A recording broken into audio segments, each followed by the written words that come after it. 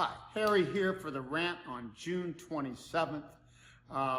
We're in an interesting time now because, as you felt know, we had the biggest generational downturn in a long time, since the 1930s, with Gen X, and that was hitting 2008 into about 2022-23. And of course, that should have caused, especially after a bubble boom, that should have caused more like a deflationary depression, or at least a long recession off and on over that time. But of course, we got something very different starting in early 2009. They just, the 27 trillion stimulus bonanza started and went heavily into early 2022 before it started to taper off some. And we had the greatest stock market boom in history, and the economy did well. I mean, we didn't see a recession after that, except for a brief COVID, and I don't count that. COVID, obviously would cause a short-term, 1 quarter recession, and that's all it was, and so now the question is, the millennial generation should have started turning up around the beginning of 2024. And that goes, now that's not going to be as strong or as long as the baby boom for obvious reasons, but that their rise, their acceleration goes into about late 2037, so that's 14 years from the beginning of 2024. Again, will not be as strong, and then it plateaus into about 2054, so a little longer than the baby boom, but plateaus. It doesn't keep going up after that.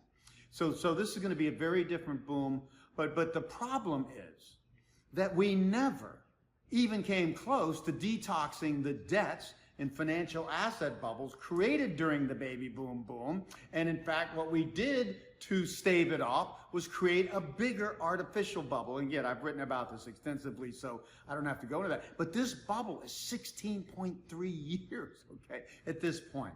No bubble in history has lasted more than about 5.5 years. 5 years is typical. So what happens here? We didn't detox all the debts, which means we're carrying this debt load and high asset prices into this, which is not good for the economy going forward. It just rewards past investors. So how does this happen? Millennials do put a floor under the economy now, but what happens to all these bad debts that we never detox? So I think this is going to be a bumpy ride. I think the economy is going to mostly do well in the next 14 years, kind of back from 24. But we still have to have some sort of debt reconciliation. And I think the most likely scenario is the next 2 to 3 years, we do see that 2 to 3 year stock crash, downturn, debt detox.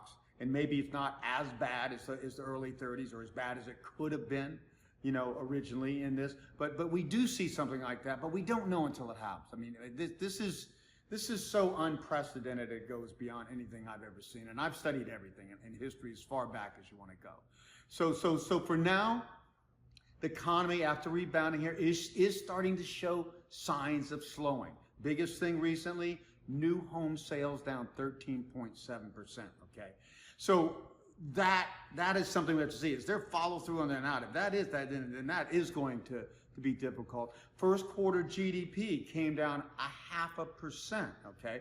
Well, they're projecting second quarter will be up 3.4%, but I think that's questionable, and I think other people do too. So we'll just have to see. So right now, stocks keep edging up, making slight new highs, but that's all they've done so far. And we just did this again. Finally made a new, making slight new highs on the NASDAQ and QQQ and the S&P 500, but all huge divergences on everything else, especially the Russell 2000, especially Ethereum versus Bitcoin.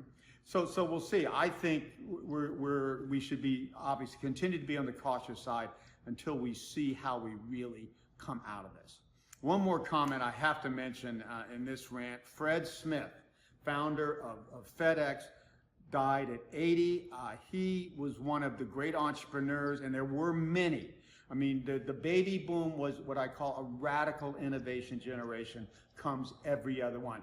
Radical innovators are more visionary, and they're different because they create things that never existed before. Incremental innovators and the whole boom of the 50s and 60s just improve and make more efficient and more mainstream technologies already proven in the innovators boom, or the radical innovation boom before, as in the early 1900s and 1929. Okay, so these people are the ones that really differentiate a leading country. The U.S. still leads in radical innovation. Yes, we're maturing as a country. Yes, we're getting complacent. Okay, yes, we're no longer the global leader we were, although we still are the global leader. Okay. But we are the radical innovators, and as long as we keep doing this, we will do pretty well in the world, even as we mature and slow.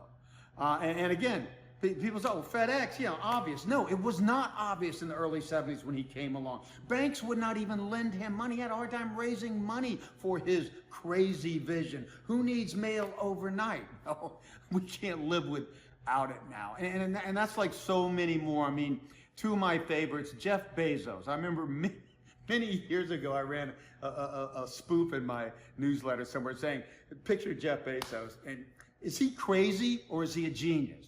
And you know, he's both, but he is definitely a genius. I put that up more as a joke. Amazon, look at the name, all the way back when he created that early on. He saw a wide river. Everything was going to be on the internet. That was not the point of view back then. I was awake and studying stuff back then. You know, it was just CDs and things like that, and books and all, and of course some other things, but nobody saw. He saw everything.